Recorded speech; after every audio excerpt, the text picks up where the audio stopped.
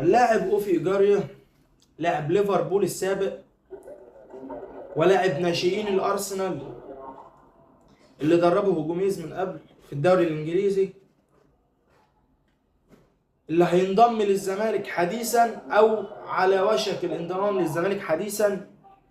لعب النهارده مع الزمالك في ماتش بتروجيت اللي الزمالك تلقى خساره فيه بثنائيه، خسر 2-1 بمعنى صح.